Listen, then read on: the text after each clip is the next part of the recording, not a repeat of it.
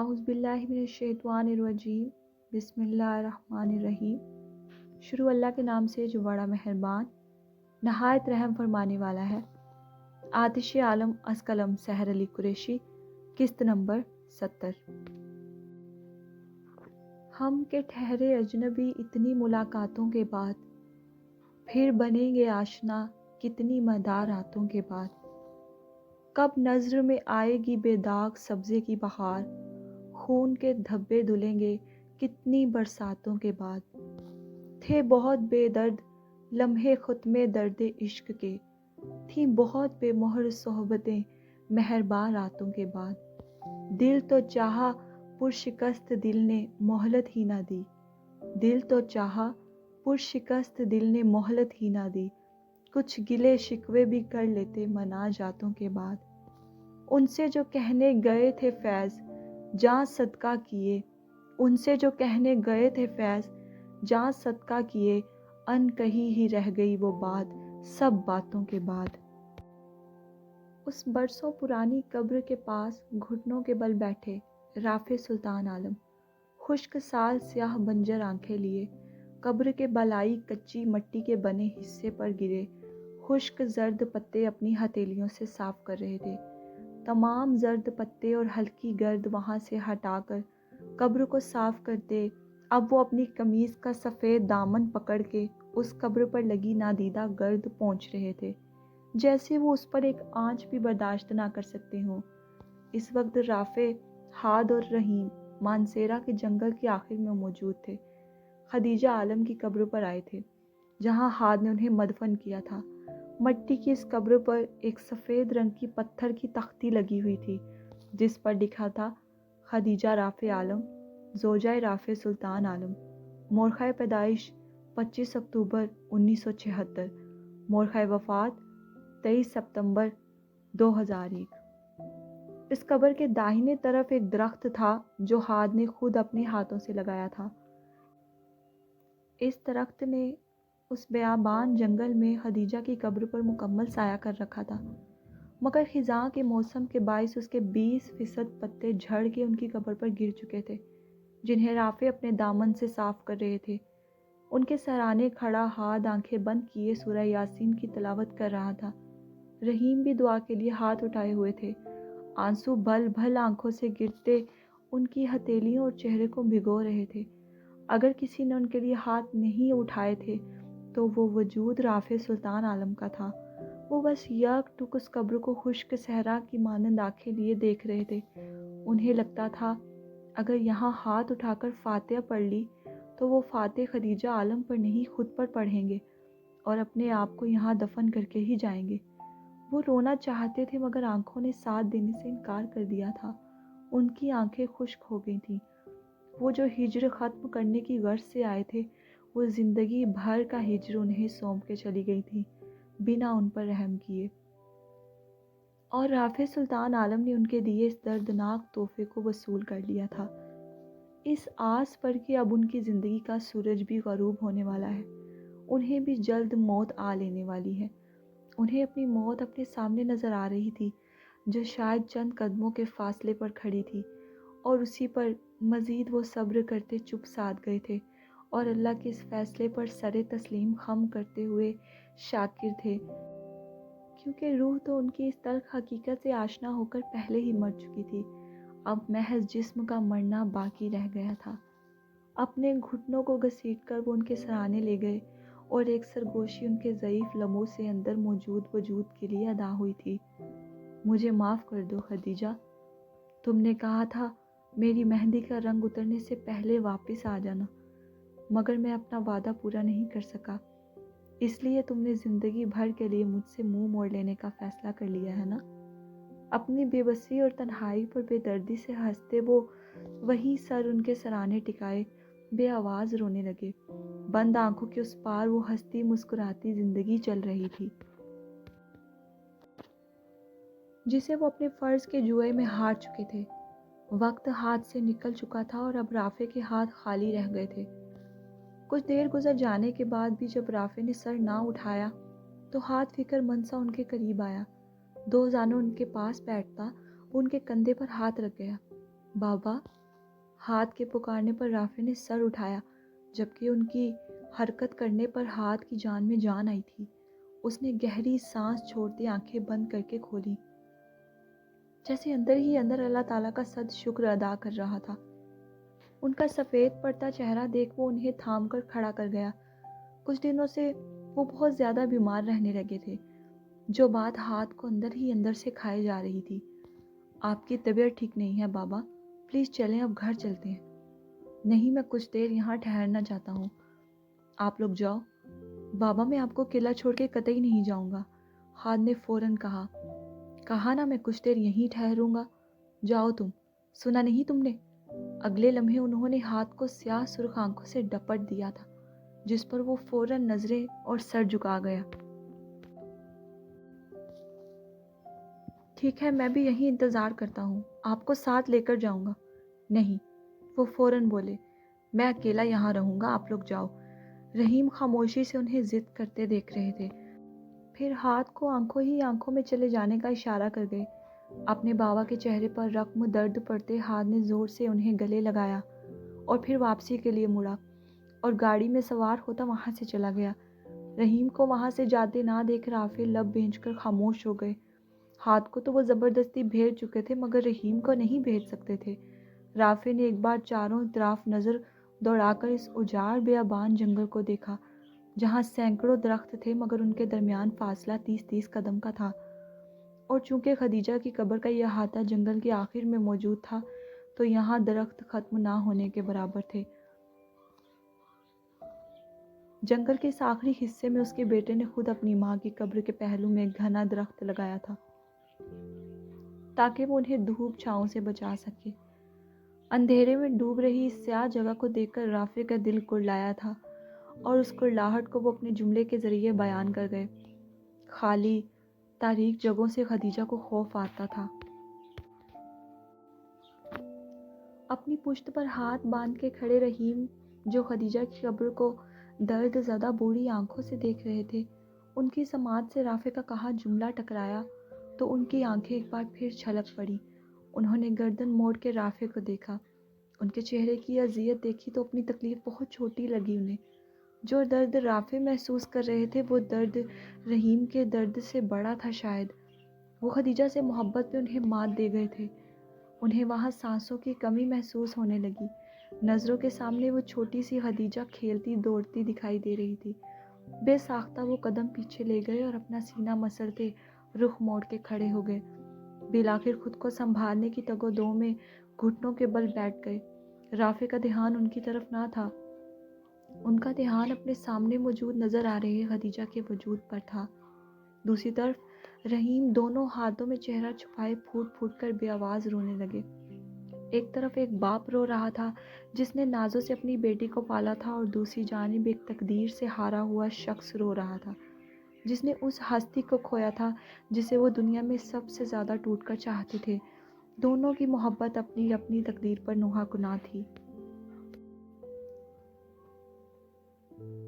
ہاتھ نے پوری دنیا کی سماعتوں پر خطرناک دھماکے کر دیے تھے اور ایک تہلکہ ان کے درمیان مچا دیا تھا۔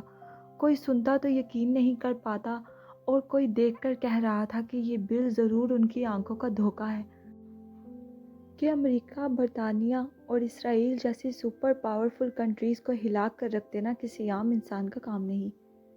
اس کے پیچھے ضرور کسی بڑی طاقت کا ہاتھ ہے، اور بلا شبہ وہ بڑی طاقت اللہ رب العزت تھی جس نے ہاتھ بن رافع عالم کو وسیلہ بنایا تھا۔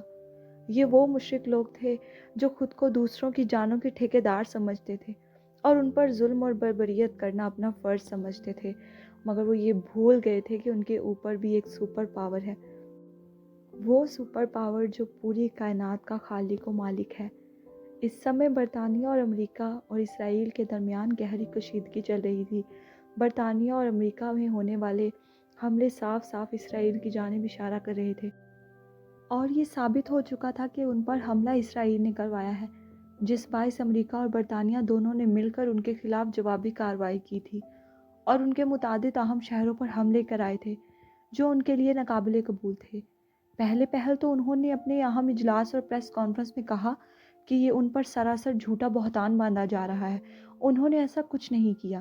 اس کے بعد اسرائیلی صدر نے برطانیہ اور امریکہ کے وزراء کو ملاقات کا وفد بھی بھیجا، جس پر انہوں نے ملنے سے صاف صاف انکار کر دیا اور الٹا میزائلز کے ذریعے اسرائیل کے اہم علاقے ٹارگٹ کیے۔ یہ دیکھتے اسرائیلی حکومت کافی آگ بگولا ہوئی اور کشیدگی اس قدر بڑھتی چلی گئی، یہاں تک کہ وہ لوگ اس فیصلے پر آن پہنچے تھے کہ وہ امریکہ اور برطانیہ کے خلاف جلد جنگ کا اعلان کر دیں گے۔ اس خبر کو سنتے امریکہ اور برطانیہ کو کوئی خاص فرق تو نہیں پڑا تھا، کیونکہ دنیا کا 60% ممالک امریکہ اور برطانیہ کا ساتھ دے رہے تھے، جس سبب ابھی کچھ دیر کے لیے انہوں نے چپ سادھ لی تھی۔ اور وجہ یہ تھی، بھلے وہ super powerful country of the world تھے، مگر جب سینکڑوں ممالک ان کے خلاف کھڑے ہو جائیں گے تو شاید وہ مقابلہ نہ کر پائیں اور الٹا مزید اپنا گہرا نقصان کر بیٹھیں۔ اچانک ان کا تختہ الٹ جانے پر وہ پریشان حال تھے اور یہ یقین نہیں کر پا رہے تھے کہ کوئی ان کی جڑوں پر وار کر کے چلا گیا ہے، جبکہ وہ اس راز سے سراسر انجان تھے کہ یہ حملے ایک عام سے شخص نے ان پر کروائے ہیں اور شاید ہی وہ کبھی اس راز حقیقت تک پہنچ پاتے۔ مبارک ہو ہاتھ، فائنلی مشن سکسیسفل۔ شہروز نے ہاتھ کے دفتر میں داخل ہوتے کہا۔ ہاتھ دیوار پر نصب چھوٹے سے لاکر میں چند کاغذ رکھ رہا تھا۔ دروازہ بند کرتے وہ مسکرا کر پلٹا۔ خیر مبارک، شکر الحمدللہ۔ کوئی نئی خبر شہروز؟ جی ہاں بالکل ہے۔ جن ممالک پر ہمارا کافی زیادہ ہولڈ ہے ان سب نے ایک جٹ ہوتے امریکہ اور برطانیہ سے مطالبہ کیا ہے کہ وہ اسی صورت ان کا اسرائیل کے خلاف ساتھ دیں گے اگر وہ اسرائیل سے فلسطین پر حملے روک دینے کا مطالبہ کریں۔ پھر؟ خالد نے بے چین ہو کر پوچھا۔ پھر کیا؟ اگر انہیں اسرائیل کے خلاف کھڑے ہونا ہے تو انہیں دوسرے ملکوں کے ساتھ کی ضرورت ہے، اور دوسری طرف اسرائیل ہر حال میں چاہتا ہے کہ صلح ہو جائے، اور انہوں نے بالکل ویسا ہی کیا جیسا ہم چاہتے تھے۔ اسرائیل نے آج صبح ہی جنگ بندی کا اعلان کر دیا ہے۔ اب وہ آزادی سے سکھی رہیں گے۔ شہروز کی آنکھیں بھیگ گئی تھیں۔ اس کا جملہ مکمل کرنے پر ہاتھ نے بے ساختہ سر پیچھے گرا کر آنکھیں بند کرتے گہرا سانس لیا اور بار بار زیر لب کہا، یا اللہ تیرا شکر ہے، یا اللہ تیرا شکر ہے، یا اللہ تیرا شکر ہے۔ پھر ان دونوں نے ایک دوسرے کو خوشی سے گلے لگایا۔ اتنے میں دفتر کا دروازہ کھلا تھا اور بنیامین اندر داخل ہوا۔ وہ دونوں الگ ہو کر بنیامین کی جانب متوجہ ہوئے۔ مل گئی فرصت تمہیں یامین؟ شہروز نے خفگی سے پوچھا۔ وہ خاموشی سے اندر آیا، جبکہ ہاتھ بنیامین کو جانچتی نظروں سے دیکھ رہا تھا۔ اس کے چہرے پر کرب سا رقم تھا اور شاید وہ بہت کچھ کہنے آیا تھا، ایسا ہاتھ کو لگا۔ وہ واقف تھا اس بات سے کہ آج بنیامین جہان سے ملنے گیا تھا۔ وہ یہ بھی جانتا تھا کہ نینا کو اس کے کزن کے ساتھ نکاح ہونے والا ہے، تو بنیامین آخر کیسے چپ بیٹھ سکتا تھا؟ کچھ تو ضرور ہوا تھا، اور ان کے درمیان ہوئی ملاقات کی رودات تو اب بنیامین ہی سنا سکتا تھا۔ ٹھیک ہے آپ لوگ باتیں کریں، میری بیٹی کا آج برتھ ڈے ہے تو میں تو چلا گھر، پھر ملتے ہیں۔ بنیامین کا کندھا تھپ تھپاتے شہروز نے کہا اور ہاتھ کو الوداع کہتے دفتر سے باہر نکل گیا۔ ہاتھ واپس کرسی پر بیٹھ گیا اور بنیامین اس کے سامنے۔ بنیامین جملے جوڑ رہا تھا بولنے کے لیے، جبکہ ہاتھ اس کے بولنے کا انتظار کر رہا تھا۔ کچھ گھنٹے پہلے۔ سر آپ اندر نہیں جا سکتے، ہٹ جاؤ میرے راستے سے، ورنہ تمہارے لیے اچھا نہیں ہوگا۔ اس وقت بنیامین جہان عالم کے ولا کے باہر موجود تھا۔ اندر جانا چاہتا تھا مگر وہاں تعینات گارڈ اسے اندر جانے سے روک رہا تھا، اور بنیامین صرف ضبط کرنے کی کوشش میں تھا۔ سر آپ اندر نہیں جا سکتے جب تک آپ کو اندر بھیجنے کی مجھے اجازت نہیں مل جاتی۔ وہ بھی اپنی جگہ بے بس تھا۔ دوسری طرف بنیامین اپنے غصے کو قابو کرنے میں بری طرح ناکام ہو رہا تھا، اور اس سے پہلے وہ اسے اپنا اصلی روپ دکھاتا جہان بھاری قدم اٹھاتا باہر آیا تھا۔ اسے آنے دو دانش۔ جہان نے بلند آواز میں کہا۔ جہان کے کہتے ہی گارڈ اس کے راستے سے ہٹ گیا۔ بنیامین نے سرخ ڈورے دار آنکھیں لیے جہان کو دیکھا اور گارڈ کے سامنے سے ہٹتے ہی تیزی سے اندر داخل ہوا۔ سیاہ قمیض شلوار میں ملبوس جہان عالم اس وقت اسے ہاتھ عالم کا سا لگ رہا تھا۔ اس کا انداز، اس کی خوشبو، اس کا وجود، اس کی آنکھیں ہو بہو ہاتھ کی سی تھی۔ فرق تھا تو صرف شکل و صورت کا، جو دونوں کی مختلف تھی۔ बिन्यामीन की आंखों में अपने आप उसके लिए एहतराम उतर आया और ना चाहते हुए भी उसके चेहरे पर नरमी दुराई, और उसके पीछे की वजह सिर्फ और सिर्फ हाथ बिन राफे आलम था। वो दोनों हम उम्र थे, मगर उनके दरमियान खलिश और इख्तलाफात की ये दीवारें उनकी उम्र से कई गुना ज़्यादा थीं। मुझे तुमसे बात करनी है, अभी, इसी वक्त, बिन्यामीन ने बेताबी से कहा। जहान उसके अंदर तक झांक सकता था, जिसके हर अंदाज से बेचैनी ही बेचैनी छलक रही थी। वो बेताब था ये सोच सोच के कि 2 दिन बाद नैना का निकाह है, इसलिए वो खुद यहाँ उसके सरपरस्त से मिलने चला आया था। आखिर ऐसा कैसे मुमकिन था कि बिन्यामीन यूसुफ अपनी मोहब्बत त्यागते हुए नैना से दस्तबरदार हो जाए? ऐसा सवाल ही पैदा नहीं हो सकता था। चंद सानी जहान उसे खामोश से आंखों से देखता रहा और फिर कुछ तवक्कुफ के बाद बोला, आओ मेरे साथ। जहान अंदर की जानिब बढ़ा और उसके पीछे ही बिन्यामीन भी अंदर गया। चंद कदम चलते जहान बाएं तरफ मुड़ा और ड्राइंग रूम में दाखिल हुआ। उसके पीछे ही बिन्यामीन भी अंदर आया। उसने दरवाज़ा बंद कर दिया। कदम कदम चलते जहान जाकर कमरे के विस्त में पड़ी अपनी बड़ी सी सरबराही शाही कुर्सी पर बैठ गया और टांग पर टांग जमाता बिन्यामीन को इस्तफामिया देखने लगा। नजरें सवाल कर रही थी कि बोलना शुरू करो बिन्यामीन यूसुफ। दूसरी जानिब बिन्यामीन ने उसके शहाना अंदाज को सुलगती नजरों से देखा था। आखिर को हाथ बिन राफे आलम का जाने अजीज भाई था। उसके गुण तो उसके अंदर होने ही थे।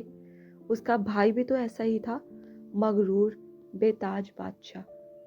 तुम नैन, मेरी बहन का नाम अपनी जुबान से लेने की जुर्रत मत करना बिन्यामीन। अभी वो बोलता ही कि जहान का सर्द सा जुमला उसकी समाज से आ टकराया और बिन्यामीन सर झटक के इस्तेहज़ाइया हंस दिया। तुम्हें लगता है तुम ऐसा कहोगे और मैं उसका नाम नहीं लूँगा? बिन्यामीन ने एक सवाल दागा और जेबों में हाथ डाले रिलैक्स खड़ा हो गया। तुम उसकी शादी उस शख्स से कर रहे हो जिससे वो मोहब्बत नहीं करती। फ़र्क नहीं पड़ता, वो शख्स तो उससे मोहब्बत करता है ना, बस इतना काफ़ी है। जहान के करारे से जवाब पर बिन्यामीन जबड़े भेजकर इश्ताल से पीछे अपने गर्दन पर हाथ फेर गया और अपने अंदर उठते उबाल को उसने बमुश्किल दबाया था। मैं उसकी मोहब्बत को जलाकर राख कर दूंगा। अगले पल वो बर्दाश्त न कर सका था और उस ड्राइंग रूम में बिन्यामीन की दहाड़ गूंजी। मोहब्बत वाली बात से बिन्यामीन के बिफरने पर जहान मुबहम सा मुस्कुराया था। तुम मेरे घर में खड़े हो बिन्यामीन यूसुफ, इसलिए अपनी आवाज़ धीमी रखो। जहान कुर्सी से उठकर उसके मुकाबिल आया। वो अभी भी उससे सर्द लहजे में बात कर रहा था। फिर उसकी स्याह आंखों में आंखें गाड़ते बिन्यामीन बोला, वो मुझसे मोहब्बत करती है, अब वो तुमसे मोहब्बत नहीं करती। जहान ने भी फौरन तुर्की ब तुर्की कहा कि बिन्यामीन सर पीछे गिराए कहका लगा गया था, जिसे जहान ने सुलगती आंखों से देखा था और फिर सर सीधा करते वापस उसकी आंखों में देखने लगा। तुम ये जुमला कहकर मेरी आंखों में धूल झोंक रहे हो या फिर खुद को झूठा दिलासा देने की नाकाम सही कर रहे हो जहान बिन राफे आलम? बिन्यामीन ने उससे सीधा सीधा तमस्कुर किया था। जहान एक गहरी सांस अंदर खींचता लब भेज के उसे देखने लगा, जो बिन्यामीन को मजीद मुस्कुराने पर मजबूर कर गया था। उसकी बात ने लाजवाब जो कर दिया था जहान को। तुम्हें लगता है तुम ऐसी कोई भी बात करके मुझे, उसने अपनी जानिब अंगश्त की, मुझे चकमा दे सकते हो? ये बात तुम भी अच्छी तरह जानते हो और मैं भी कि वो किससे मोहब्बत करती है। अब बिन्यामीन ने अंगश्त उसके सीने पर रखते पुरयकीन होकर कहा था, उसे मुझे सौंप दो। और फिर ये जुमला कहना था कि जहान ने बिफरते हुए उसका गिरबान पकड़ लिया। खबरदार, वो धाड़ उठा, इससे आगे मजीद एक लफ्ज़ भी मत कहना बिन्यामीन, वरना तुम्हारी ज़ुबान खींच लूँगा और तुम्हें यहीं, उसने नीचे ज़मीन की जानिब इशारा किया, यहीं जिंदा ज़मीन में गाड़ दूँगा। और यकीन करो तुम्हें मरते वक्त पानी तक नसीब नहीं होगा मेरे हाथों से। And I really mean it. जवाबन बिन्यामीन बेखौफ सा उसे बिना पलक झपके देखता रहा। तुम उसे दर्द में डाल दोगे। अपने गिरेबान पर मौजूद उसके हाथों को नज़रअंदाज करते उसने तकलीफ से कहा, उसकी तकलीफ से तुम्हारा कोई वास्ता नहीं। तुम्हें फ़िक्र करने की ज़रूरत नहीं है। उसकी फ़िक्र करने के लिए उसके अपने मौजूद हैं। जहान ने उसे झटके से छोड़ते कहा, मेरा ही तो वास्ता है जहान आलम, جو تم سمجھنے سے قاصر ہو۔ جہان نے خون اشام آنکھوں سے اسے دیکھا۔ جاؤ یہاں سے، میں یہاں سے خالی نہیں جانے والا۔ جہان بن رافع عالم، اس نکاح کو روک دو ورنہ میں اپنے طریقے سے روکوں گا۔ تم مجھے دھمکی دو گے؟ جہان چلایا تھا اس پہ۔ یہ تم پر نربھر ہے کہ تم اسے دھمکی سمجھتے ہو یا مطالبہ۔ سامنے سے جواب ٹھنڈا ٹھار آیا تھا۔ کیا کر سکتے ہو تم اس کے لیے جو اسے تمہیں سونپ دوں؟ جہان نے ایک اور سوال داغا۔ جو تم چاہو وہی کروں گا، مگر بدلے میں مجھے نینا چاہیے۔ سودا کر رہے ہو؟ جہان نے سرخ نظروں سے استفسار کیا۔ اس کے بیہودہ سوال پر بنیامین بھی اب حد سے کھڑا تھا۔ کیا تم نے اسمارا نور کو سودا کر کے پایا ہے؟ اس نے سوال کے بدلے سوال کیا اور جہان کا روم روم جل اٹھا تھا۔ How dare you! جہان نے دھاڑتے لات اس کے سینے پر مارتے اسے دور اچھالا تھا۔ اس کے جھٹکے سے حملہ آور ہونے پر بنیامین ہنسا اور پھر ہنستا چلا گیا اور نیچے گرا بری طرح کھانستے اپنا سینہ مسلنے لگا۔ تم کرو تو سوال، میں کروں تو ہاؤ ڈیئر یو! تھوڑا سا تو اسپورٹس مین اسپرٹ کا مظاہرہ کرو یار، بنیامین نے تعصب سے کہا تھا اور پھر خود کو سہارا دیتے اٹھا۔ ہاتھ ابھی بھی دل کے مقام پر تھا جہاں اس نے ضرب ماری تھی۔ جہان بے تاثر اسے دیکھنے لگا۔ ہاتھ عالم کا ساتھ چھوڑ دو، اس کے کاروبار کو خیر بات کہہ دو تو ہی یہ نکاح رکے گا اور اس کے شوہر کے عہدے پر تم فائز ہو سکو گے۔ تھوڑا سا تو اسپورٹس مین اسپرٹ کا مظاہرہ کرو یار، بنیامین نے تعصب سے کہا اور پھر خود کو سہارا دیتے اٹھا۔ ہاتھ ابھی بھی دل کے مقام پر تھا جہاں اس نے ضرب ماری تھی۔ جہان بے تاثر اسے دیکھنے لگا۔ ہاتھ عالم کا ساتھ چھوڑ دو، اس کے کاروبار کو خیر بات کہہ دو تو ہی یہ نکاح رکے گا اور اس کے شوہر کے عہدے پر تم فائز ہو سکو گے۔ جہان کی رکھی گئی شرط نے لمحے میں بنیامین کو تکلیف میں ڈال دیا تھا اور وہ پیشانے پر بل لیے اسے دیکھنے لگا۔ اس کے چہرے پر اترتا درد وہ بھی بآسانی محسوس کر سکتا تھا، جسے نظر انداز کرتے وہ واپس مڑا اور ایک بار پھر جا کر اپنی کرسی پر بیٹھتا ٹانگ پر ٹانگ جمائے اسے دیکھنے لگا، جیسے جواب کا منتظر تھا۔ تم اچھی طرح جانتے ہو کہ ہم نے آج تک کوئی اللیگل کام نہیں کیا۔ ہاتھ نے انہیں سزا دی ہے جنہیں سزا تمہارا وہ سو کالڈ قانون نہیں دے سکا۔ اس نے وہ کام سر انجام دیے ہیں جنہیں تم جیسے گورنمنٹ کے ٹکڑوں پر پلنے والے لوگ کبھی نہیں دے سکتے۔ بنیامین نے انگلی اٹھا کر اسے آئینہ دکھایا تھا جس کا ذرا برابر بھی جہان پر اثر نہیں ہوا تھا۔ اس کے ہاتھوں سے کوئی ایسا شخص نہیں ہے جو بے گناہ مرا ہو۔ اس نے انہی لوگوں کو مارا اور مروایا ہے جو اسی سزا یعنی موت کے حقدار تھے۔ ہاں ہاں ہاں، بلکہ میں یہ سب تمہیں کیوں بتا رہا ہوں؟ جہان کے چہرے کے بلینک تاثرات دیکھتے بنیامین رخ پھیرتا استہزائیہ ہنسا۔ جبکہ تم یہ سب کچھ پہلے سے جانتے ہو اور جان بوجھ کر اپنی آنکھیں بند کرتے حقیقت کو جھٹلانے کی کوشش کر رہے ہو۔ دراصل ہاد عالم نے تمہارے گورنمنٹ کے سسٹم کی دھجیاں جو بکھیر دی ہیں، یہی چیز تم لوگوں کو ہضم نہیں ہو رہی، بس یہی بات ہے اور کچھ نہیں۔ اس کے ہاد نامے پر اب جہان بیزار ہوا تھا، پھر اس کے خاموش ہونے پر بولا، ہو گیا، اب میری بات سنو، تمہیں چننا ہوگا نینا اور ہاد عالم میں سے کسی ایک کو، اب فیصلہ تمہارے ہاتھ میں ہے۔ جہان نے حتمی کہا تھا۔ جواباً بنیامین نے افسوس سے سامنے بیٹھے شخص کو دیکھا جو اپنے ہی بھائی کا دشمن بنا بیٹھا تھا اور اس کا ساتھ چھوڑ دینے کا مطالبہ اس کے آگے رکھتا اپنی انا کو تسکین دے رہا تھا۔ تمہارے پاس 24، ابھی جہان کا جملہ اس کی زبان پر ہی تھا جب بنیامین کے فیصلے نے اس کو حیران کر دیا۔ مجھے منظور ہے، میں اپنے عہدے سے دستبردار ہو جاؤں گا۔ جہان نے بے یقینی سے اسے دیکھا تھا۔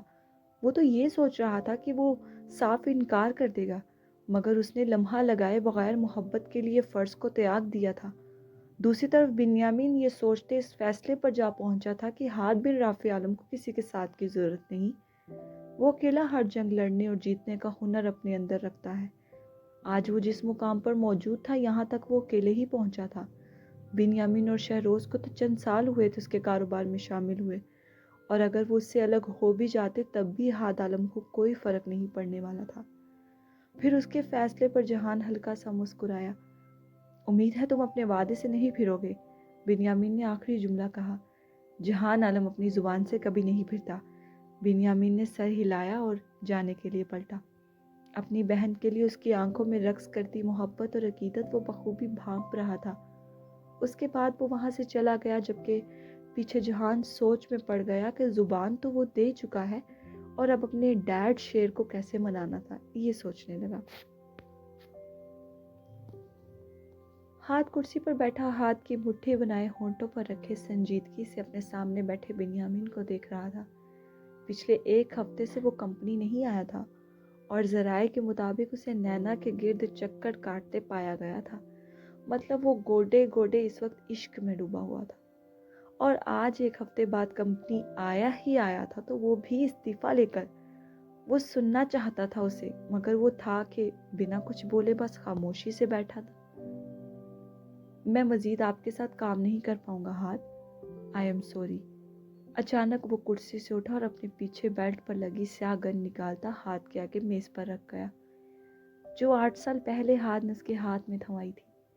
हाथ ने पहले मेज पर पड़ी उस स्याह गन और फिर सामने खड़े बिन्यामीन को देखा। वजह वो अच्छे से जानता था, उसे पूछने की ज़रूरत ना थी, और यकीनन उससे ये काम करवाने के पीछे भी उसके सर फिरे छोटे भाई का ही हाथ होगा। हाथ ने तैश से मुट्ठियां भींची थी, तो इसका मतलब उसने कहा है तुम्हें कि पाक साफ होकर आओ, फिर अपनी बहन को भी आएगा तुम्हारे साथ।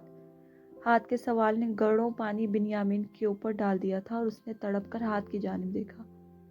हमारे काम में कोई मैल नहीं है हाथ, हमने जो भी किया है आज तक बिल्कुल ठीक और हक पे किया है। मुझे किसी के कुछ भी कहे से कोई फर्क नहीं पड़ता। मगर वो अचानक बोलते बोलते रुक गया। मगर हाथ कहते कुर्सी से उठा और पैंट की जेब में हाथ डाले उसे संजीदगी से देखने लगा और जुमला मुकम्मल करने का मुंतजिर था। मगर मैं नैना को नहीं खो सकता, ये आसार मैं नहीं दे पाऊंगा। अब वक्त आ गया है कि मैं मोहब्बत को चुनूं। तुम चुन चुके हो बिन्यामीन यूसुफ। बिन्यामीन ने नज़र उठाकर उसे देखा था। तुम यहाँ मुझसे इजाज़त मांगने नहीं बल्कि अपना फैसला सुनाने आए हो। वो सब लम्हे में क्लियर कर गया और मैं तुम्हारे इस फैसले की। वो बोलते बोलते रुका और बिन्यामीन का दिल भी रुका था कि न जाने वो आगे क्या कहने वाला है। पूरी पूरी कदर इज्जत करता हूँ। एक नम मुस्कुराहट लिए उसने अपना जुमला मुकम्मल किया और मैं इसके पास से गुजर कर बिन्यामीन के मुकाबिल आया। हमेशा खुश रहो, मैं बस यही चाहता हूँ। फिर उसके कंधे पर हाथ रखते दोनों बाजू उसके लिए वाह किए और बिन्यामीन झटके से उससे लिपटा था। 8 साल उसने उसके साथ गुजारे थे, उसके साथ बेशुमार मिशन सरअंजाम दिए थे, जिनमें सरे फहरस्त दुश्मनों को आपस में भिड़ाकर उन लाखों मजलूम मुसलमानों की ज़िंदगी को सुकून पहुंचाना था। और उन्होंने वो किया भी। आज उससे अलग होते हुए एक तकलीफ़ की लहर बिन्यामीन के पूरे वजूद से होकर गुजर रही थी, जिसे हाथ बखूबी समझता था। हाथ ने उसकी पीठ थपथपाई और उससे अलग हुआ। ज़िंदगी में कभी भी मेरी ज़रूरत पड़ी तो मैं हाजिर हूँ, हाथ ने मुस्कुराकर चमकती सी आंखों से कहा, जिस पर वो आबदीदा सा सर हिला गया। मुझे मालूम है आप हमेशा मेरे साथ हैं, प्लीज़ मुझे माफ़ कर दें। अरे नहीं दोस्त, माफ़ी मांगकर मुझे शर्मिंदा कर रहे हो, जो मैं होना नहीं चाहता। हाथ ने आंख का कोना दबाते मजाक किया। सबब माहौल को खुशगवार बनाना था, मगर बिन्यामीन के चेहरे की अजियत कम न कर सका। कुछ देर वो दोनों इर्द गिर्द की बातें करते रहे और फिर बिन्यामीन उससे अलविदा कहते वहाँ से चला गया। हाथ ने चेहरे पर आसूदगी लिए उसे जाते देखा था। अब जब वो अलग हो रहे थे तो यही वो वक्त था जब दुश्मनों को मौका मिलने वाला था उन पर गालिब आने का। हाथ, शहरोज़ और बिन्यामीन लकड़ी की बंधी वो मजबूत गट्ठी थी जिसे कोई तोड़ नहीं सकता था, और उनके अलग होते ही उन्हें बआसानी तोड़ा जा सकता था। अब देखना ये था कि आगे उनकी ज़िंदगी क्या मोड़ लेने वाली है। जारी है। चलें जी डियर रीडर्स, किस्त हो चुकी है मुकम्मल। उम्मीद है आप सबको पसंद आई होगी। पढ़ के और सुन के राय का इजहार लाजमी कीजिएगा और मेरे चैनल को सब्सक्राइब करके मुझे बहुत ज़्यादा सारा सपोर्ट करें। जल्द इंशाल्लाह हाजिर होंगे नई किस्त के साथ। नावल भी जल्द ख़त्म होने वाला है, सिर्फ चंद एक साथ बाकी रह गई हैं जो कि शायद 10 से भी कम है। और जैसे ही नावल मुकम्मल होगा एक नई कहानी के साथ दोबारा हाजिर होंगे। मुझे दे इजाज़त। अल्लाह हाफिज़।